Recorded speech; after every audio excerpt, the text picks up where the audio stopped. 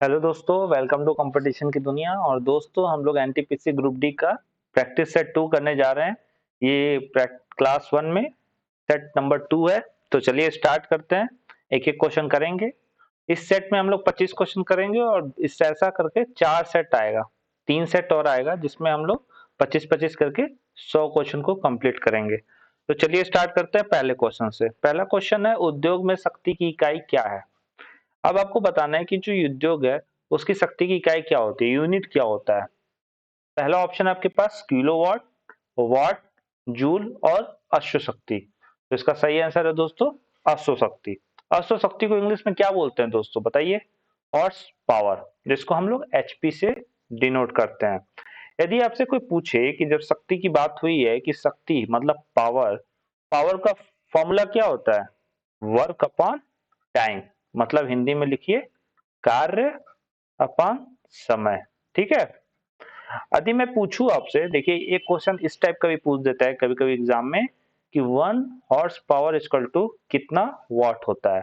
तो ये 746 वाट होता है दोस्तों। ठीक है, समझ में आ रहा है? चलिए नेक्स्ट सेकंड क्वेश्चन देखते हैं। वीएलएसआई का पूरे अर्थ क्या है?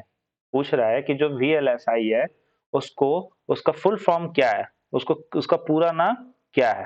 पहला ऑप्शन है आपके पास वेरी लार्ज स्केल इंटीग्रेशन, दूसरा village level system integration integration, C है आपका वर्चुअल लाइट सिस्टम इंफॉर्मेशन और डी है वेरीफाइड लार्ज सिस्टम इंटीग्रेशन। तो इसका सही आंसर है दोस्तों वेरी लार्ज स्केल इंटीग्रेशन। ठीक है। नेक्स्ट क्वेश्चन तीसरा, प्रकाश वर्ष निम्नलिखित में से किसकी इकाई है? क्वेश्चन में ये पूछ रहा है कि जो ये यूनिट है ना प्रकाश वर्ष, ये किसका यूनिट है? समय का है कि दूरी का है कि प्रकाश की गति का कि प्रकाश की तीव्रता का? तो ये दूरी, दूरी का लेते हैं प्रकाश वर्ष में। यदि आपसे पूछूं कि एक प्रकाश वर्ष कितना किलोमीटर के बराबर होता है, कभी कभी ये भी क्वेश्चन पूछ देता है, ग्रुप डी का है कि एक प्रकाश वर्ष में कितना किलोमीटर होता है। तो ये होता है दोस्तों 9.461 इंटू 10⁻12 किलोमीटर। ठीक है दोस्तों, ये सारा इंफॉर्मेशन आपने कॉपी पे नोट कर लीजिएगा, बहुत इंपॉर्टेंट है। चलिए नेक्स्ट क्वेश्चन पे चलते हैं। चौथा क्वेश्चन है दोस्तों कि बजट 2019-20 में किस राज्य में देश का 22वां एम्स खोलने की घोषणा की गई थी? जो 2019-22 का बजट पास हुआ था, उस पीयूष अपने वित्त मंत्री पीयूष गोयल जी ने किया था। तो उसमें जो 22वां एम्स बनने वाला था, कहाँ बन रहा था? तो पहला ऑप्शन है आपका राजस्थान, दूसरा Haryana, C option Madhya Pradesh, D option Uttar Pradesh. तो इसका सही आंसर है दोस्तों हरियाणा। चलिए पांचवा, संवेग को किसके गुणनफल के रूप में व्यक्त किया गया है? तो सबसे पहले आपको संवेग का फॉर्मूला पता होना चाहिए, तभी आप बता पाओगे कि किसके गुणा करने पे, मतलब ऑप्शन में ये बोला है कि किस दो चीज का मैं मल्टीप्लिकेशन करूं कि मुझे संवेग मिल जाए। तो संवेग इक्वल टू होता है आपका द्रव्यमान गुणे वेग। संवेग इक्वल टू होता है द्रव्यमान गुणे वेग। तो पहला ऑप्शन आपके पास द्रव्यमान बल, ये तो होगा नहीं। द्रव्यमान और त्वरण, ये होगा नहीं। द्रव्यमान और वेग, ऑप्शन नंबर सी। यदि मैं इसकी यूनिट की बात करूं, कहीं कहीं यूनिट भी पूछ देगा, तो द्रव्यमान को किलोग्राम और इसका मीटर पर सेकेंड। ठीक है, समझ में आ रहा है? दोस्तों यदि वीडियो अच्छा लग रहा होगा तो प्लीज शेयर और सब्सक्राइब करना ना भूलें। चलिए नेक्स्ट क्वेश्चन देखिए, मैथ का क्वेश्चन दिया है यहाँ पे। क्वेश्चन नंबर 6, 4 वर्ष के अंतराल से जन्मे 4 बच्चे की आयु का योगफल 48 है, तो सबसे छोटे बच्चे की आयु ज्ञात कीजिए।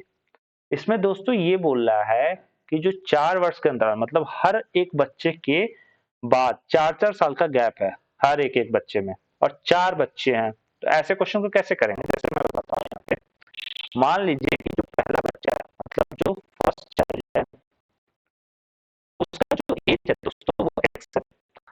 वैसे ही जो सेकंड चाइल्ड होगा उसके एज में कितने का डिफरेंस आएगा? x+4 का। ऐसे ही जो थर्ड चाइल्ड होगा उसके में x+8 का, और फोर्थ चाइल्ड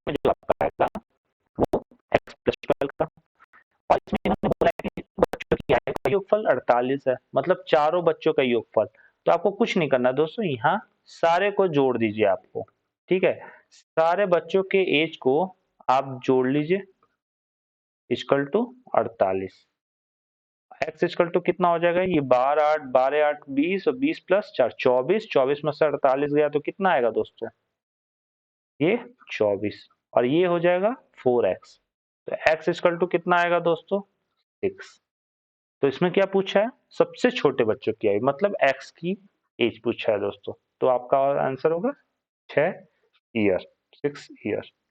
चलिए क्वेश्चन नंबर 7, यदि सूर्य, पृथ्वी का द्रव्यमान और उनके बीच की दूरी क्रमशः m, स्मॉल m और r है, तो सूर्य के गुरुत्वाकर्षण द्वारा सूर्य के चारों ओर पृथ्वी द्वारा एक परिक्रमण के लिए किया गया कार्य।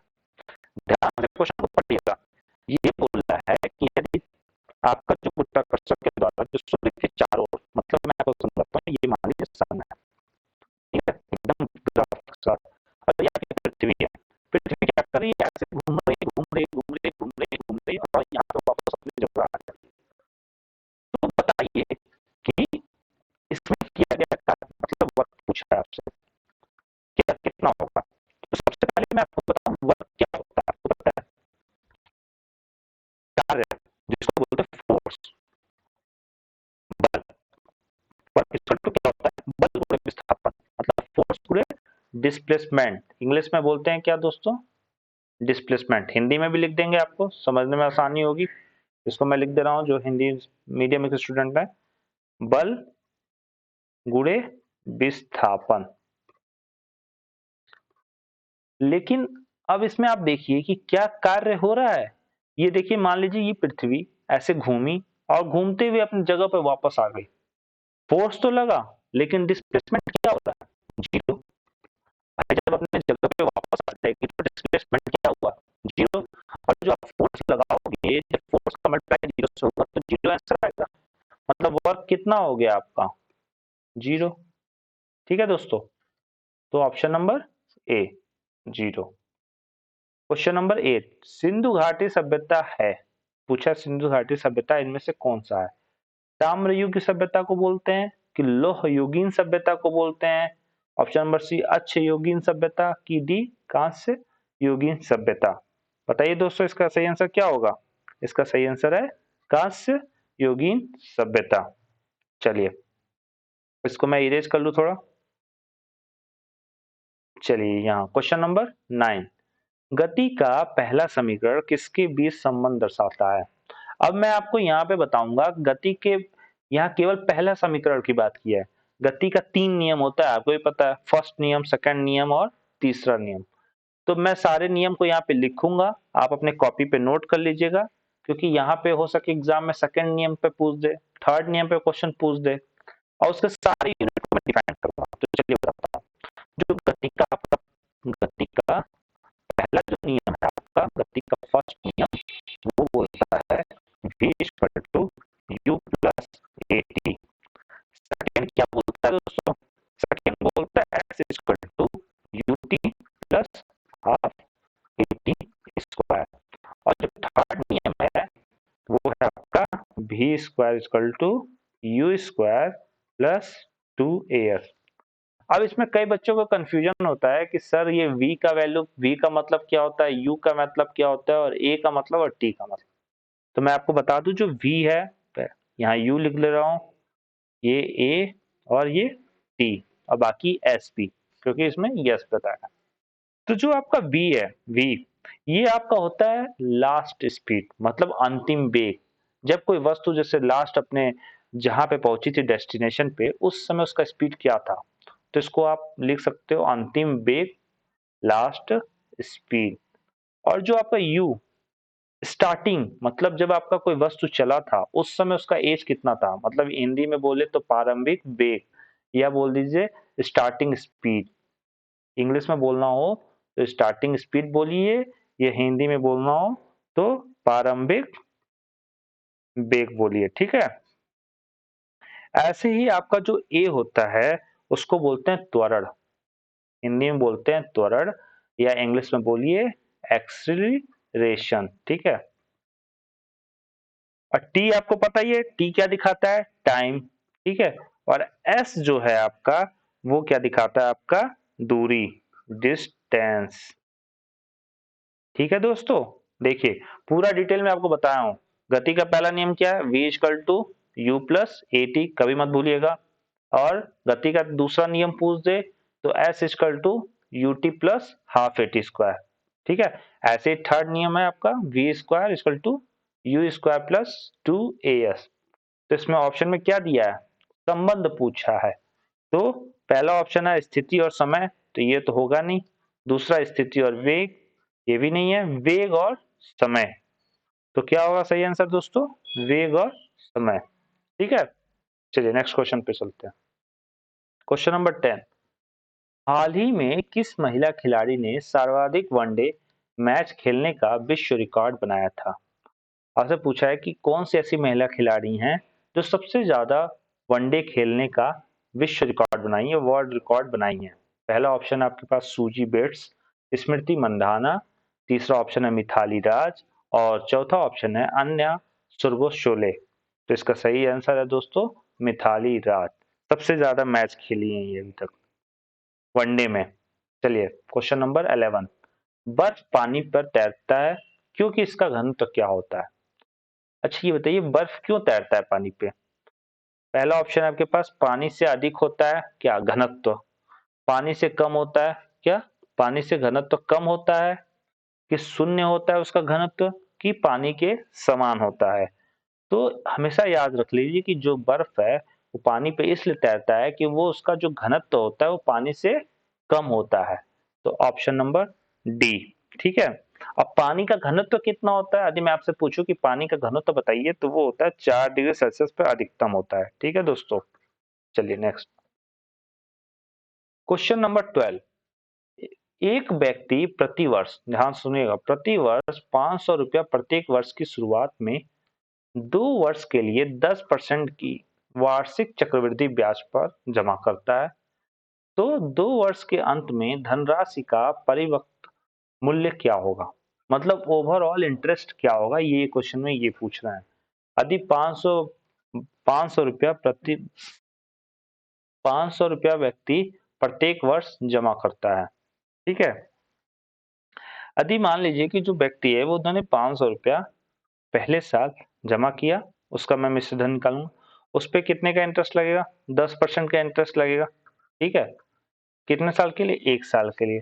तो पूरा निकल के इंटरेस्ट कितना आएगा, 500 गुणे 11/10, तो क्या आएगा 550 रुपए।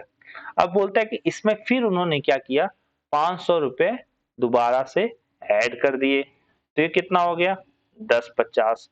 अब इस पे भी इंटरेस्ट 10% का लगाना है आपको, समझ रहे हैं। या आपको डायरेक्ट लगाना हो तो डायरेक्ट 2 साल के लिए भी लगा सकते हैं, लेकिन मैं ऐसे इसलिए बता रहा हूँ कि जिनको अभी तक कंपाउंड इंटरेस्ट नहीं समझ में आएगा वो आसानी से समझ जाएंगे।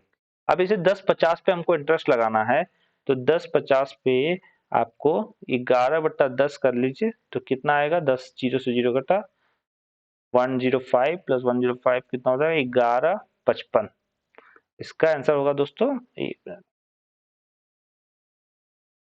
इसका आंसर होगा 1155 रुपीज दोस्तों, ठीक है। चलिए नेक्स्ट क्वेश्चन, हुक का नियम किस सीमा तक वैध होता है।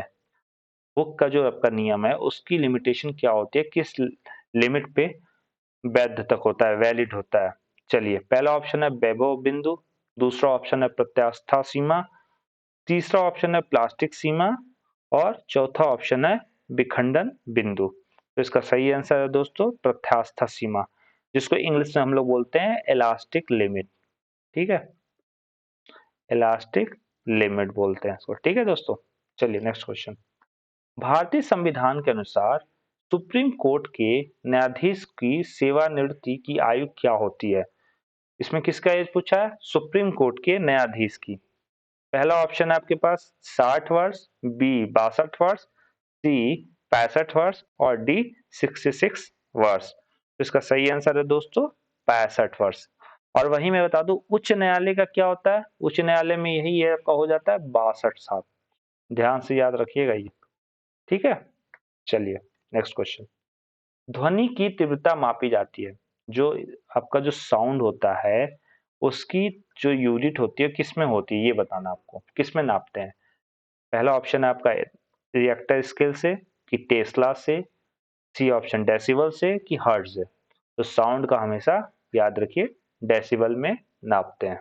ठीक है। क्वेश्चन नंबर 16, हाल ही में किन महान विभूतियों को भारत रत्न से सम्मानित किया गया था। पूछ रहा है कि जो अभी करंटली भारत रत्न किसको मिला था, तो ये मिला था 2019 वाले में। ठीक है। तब जो हम लोग का 17वां गणतंत्र दिवस, 70 वाला गणतंत्र दिवस मनाए थे उसके दौरान मिला था। 3 लोगों को मिला था। यदि आपको ये याद होता है कि 3 लोगों को मिला था तो आप देख लीजिए यहाँ पे केवल 2 नाम है, इसको कैंसिल कर दीजिए। यहाँ भी 2 नाम है, यहाँ भी नहीं, यहाँ पे 3 नाम है। सबसे पहले ऐसे ऑप्शन को देखिए। तो पहले प्रणब मुखर्जी जी को मिला था, ये सही है। नानाजी देशमुख जी को मिला था, ये भी सही है। और भूपेन हजारिका जी को मिला था, ये भी सही है। ठीक है। तो ऑप्शन नंबर आपका सी। 17वां, लाल गुलाब नीली रोशनी में देखने पे काला दिखाई देता है क्योंकि। जो लाल गुलाब है उसको जब हम लोग उसके ऊपर नीली रोशनी आती है और उसमें देखने पे वो काला क्यों दिखाई देता है। तो पहला ऑप्शन आपके पास, लाल गुलाब नीली रोशनी परिवर्तित करता है, मतलब ट्रांसफर करता है। लाल गुलाब लाल रोशनी प्रवर्तित करता है, कि लाल गुलाब नीली रोशनी शोषित करता है, मतलब सोखता है। डी ऑप्शन आपके पास, लाल गुलाब वास्तव में काला हो जाता है। तो इसका सही आंसर है दोस्तों सी। लाल गुलाब नीली रोशनी को शोषित करता है, इसलिए वो क्या हो जाता है, काला दिखाई देता है दोस्तों। चलिए नेक्स्ट क्वेश्चन, भारतीय संघ की कार्यपालिका का सर्वैधानिक प्रमुख अध्यक्ष कौन होता है। जो हमारे भारतीय संघ का कार्यपालिका होता है उसका अध्यक्ष पूछ रहा है, मतलब प्रमुख अध्यक्ष कौन होता है। तो पहला ऑप्शन आपका राष्ट्रपति, बी प्रधानमंत्री, सी मुख्य चुनाव आयुक्त और डी है मुख्य न्यायाधीश। तो इसका सही आंसर है दोस्तों राष्ट्रपति। राष्ट्रपति के पास आर्टिकल 53 के तहत ये पावर होता है, वो पूरे कार्यपालिका का संवैधानिक प्रमुख होता है। ठीक है। इसके अनुसार, इस आर्टिकल के अनुसार बताया गया था। चलिए नेक्स्ट क्वेश्चन, यदि एक साधारण लोलक मतलब पेंडुलम की लंबाई बढ़ा दी जाए तो इसका आवर्तकाल क्या होगा। तो सबसे पहले आपको जानना होगा कि आवर्तकाल का फॉर्मूला क्या होता है। आवर्तकाल होता है टी से डिनोट करते हैं इसको, T is equal to 2 pi under root L upon g, जिसमें जो आपका एल है वो क्या है दोस्तों, लोलक की लंबाई है। ठीक है, क्या है, लोलक का लंबाई। ठीक है, लेंथ है। और जो जी है दोस्तों वो आपका ग्रेविटेशनल फोर्स है दोस्तों। क्या है, ग्रेविटेशनल फोर्स। ठीक है। तो आपको बताना है कि यदि मैं लंबाई बढ़ाऊं, देख लीजिए यदि मैं लेंथ को इंक्रीज करता हूं तो बताइए कि इसके आवर्तकाल में क्या डिफरेंट आएगा। बताइए, बढ़ाई जाएगी कि घटेगी। पूछा है बढ़ेगा घटेगा कि बदलता रहेगा कि समान रहेगा। बताइए आप। भाई समानुपाती है ना, t under root proportional to l. जब टी बढ़ेगा तो एल भी बढ़ेगा, या जब एल बढ़ेगा तो टी भी बढ़ेगा। तो बढ़ेगा। ठीक है दोस्तों, देख लीजिए इतना डिटेल में कोई नहीं बताएगा आपको। और वीडियो पसंद आ रहा होगा तो प्लीज शेयर और सब्सक्राइब करना ना भूले, क्योंकि बहुत मेहनत से वीडियो बनाया जाता है आप लोग के लिए। ठीक है। चलिए नेक्स्ट क्वेश्चन, माता पिता तथा 2 बच्चों की औसत आयु क्रमशः 30 वर्ष तथा 8 वर्ष है, तो परिवार का औसत आयु ज्ञात कीजिए। अब आपसे पूछ रहा है कि जो परिवार है हमारा, माता पिता, माता पिता 2 हो गए, उनका जो औसत आयु है 3। तो माता पिता मतलब आप मान लीजिए कि फादर और मदर, इनका जो एज है वो कितना हो गया 30, लेकिन दोनों को मिला के कितना हो जाएगा, ये एवरेज है दोस्तों, औसत बोला है तो कितना हो जाएगा 60। सेम ऐसे बोला है 2 बच्चों की औसत आयु, मतलब 2 बच्चों की औसत आयु 8 है, तो मान लीजिए कि 2 चिल्ड्रन है यहाँ पे। ठीक है, उनकी जो औसत आयु है वो कितनी हो जाएगी, वो हो जाएगी 16। तो यहाँ पूछा है कि परिवार का औसत आयु, तो परिवार में कितने सदस्य हो गए, 4 पर्सन हो गए। 2 ये हो गए 4 पर्सन, और टोटल एज कितना हो गया दोस्तों आपके पास 76 डिवाइड बाई 4, तो ये जाएगा 19 बार में, तो 19 ईयर्स। इसका औसत आयु हो जाएगा 19 साल। या आप ऐसे कर लीजिए, जो फॉर्मूला होता है 30 का मल्टीप्लाई 2 में कर लीजिए, फिर 8 इंटू 2 डिवाइड बाई 4, बात वही बराबर होगी आपकी 76/4। जैसा आपको करना चाहो वैसा कर लो, ठीक है। चलिए नेक्स्ट क्वेश्चन। उत्प्रेरक की उपस्थिति में यह हाइड्रोजन के साथ नाइट्रोजन की अभिक्रिया द्वारा अमोनिया बनाने का एक औद्योगिक प्रक्रम है। क्वेश्चन में ये पूछ रहा है कि किस उत्प्रेरक की उपस्थिति में हम हाइड्रोजन के साथ नाइट्रोजन की अभिक्रिया द्वारा अमोनिया प्राप्त करते हैं, इन दोनों का रिएक्शन करा के। तो ये है आपका हेवर प्रक्रम। हेवर विधि के द्वारा हम लोग क्या करते हैं, हाइड्रोजन के साथ नाइट्रोजन का क्रिया करा के अमोनिया हम लोग प्राप्त कर लेते हैं, ठीक है। चलिए नेक्स्ट क्वेश्चन। इनमें से कौन केंद्र शासित प्रदेश दमन तथा दीव की राजधानी है? अब आपको बताना है कि दमन और दीव, मैं आपको बता दूं कि यही केवल एक केंद्र शासित प्रदेश है, ठीक है। और आपका ऑप्शन है दमन, दीव, दभेल, भीमपुर, ठीक है। तो इसका सही आंसर है दोस्तों दमन, ठीक है। Next question. निम्नलिखित में से कौन सा बिस्मांगी मिश्रण है? बिस्मांगी को बोलते हैं वैसा मिश्रण जिसमें अलग अलग अणु होते हैं, ठीक है। मतलब मिक्स, जैसे आप मान लीजिए कि मैं आपको इजी भाषा में समझाऊं कि मिट्टी का तेल ले लीजिए और पानी ले लीजिए। जब आप क्या करते हैं, मिट्टी के तेल में पानी डालते हैं तो क्या होता है, मिट्टी का तेल ऊपर तैरता रहता है, दोनों मिक्सचर कंपोनेंट नहीं है, समझ रहे हैं। वैसे ही सेम है, समझ रहे हैं? जैसे बालू ले लीजिए और नमक ले लीजिए, बालू और नमक को मिलाएंगे तो क्या होगा, बालू अलग दिखेगा, नमक अलग दिखेगा। वही कॉन्सेप्ट में बिस्मांगी मिश्रण, मतलब भिन्न भिन्न मिश्रण आपस में मिलाते हैं। तो पीतल तो केवल एक ही मिश्रण से बना है, सब कुछ है। वायु तो कुछ है ही नहीं इसमें। पानी में चीनी का घोल, अब भाई पानी में ये बताइए कि आप चीनी मिलाते हैं तो क्या होता है, खत्म, मिक्स हो जाता है पूरा, पता ही नहीं चलता है चीनी कहाँ है। लेकिन जो दूध है ना, कई बच्चे इसमें कंफ्यूज होते हैं कि सर दूध कैसे हुआ, दूध तो केवल सफेद दिखता है। लेकिन जब आप इसको माइक्रोस्कोप के द्वारा देखेंगे तो उसमें दिखेगा कि आपको स्टार्च अलग दिख रहा है, फैट अलग दिख रहा है, ठीक है। तो अलग होता है, सब अलग अलग क्वांटिटी है उसमें। तो इसलिए दूध इसका सही आंसर होगा, ठीक है। चलिए 24वां। अणु का गठन करने वाले परमाणु की संख्या को क्या कहते हैं? पहला ऑप्शन है आपका प्रामाणिक संख्या, बी आइसोटोप, तीसरा प्रामाणिक द्रव्यमान, की डी ऑप्शन है प्रामाणिकता। तो इसका सही आंसर है दोस्तों प्रामाणिकता, ठीक है। चलिए नेक्स्ट क्वेश्चन। ओलंपिक खेल 2020 का मेजबान देश कौन सा है दोस्तों? तो इसका सही आंसर बताइए। पहला ऑप्शन है इस्तांबुल, बी दोहा, सी मैड्रिड और डी टोक्यो। तो इसका सही आंसर है दोस्तों टोक्यो, ठीक है दोस्तों। तो वीडियो यहीं एंड करते हैं। नेक्स्ट वीडियो में हम लोग मिलते हैं 25 क्वेश्चन के साथ। ऐसे 3 वीडियो और बनेंगे दोस्तों। यदि वीडियो पसंद आ रहा होगा तो प्लीज शेयर सब्सक्राइब करना ना भूले। जय हिंद।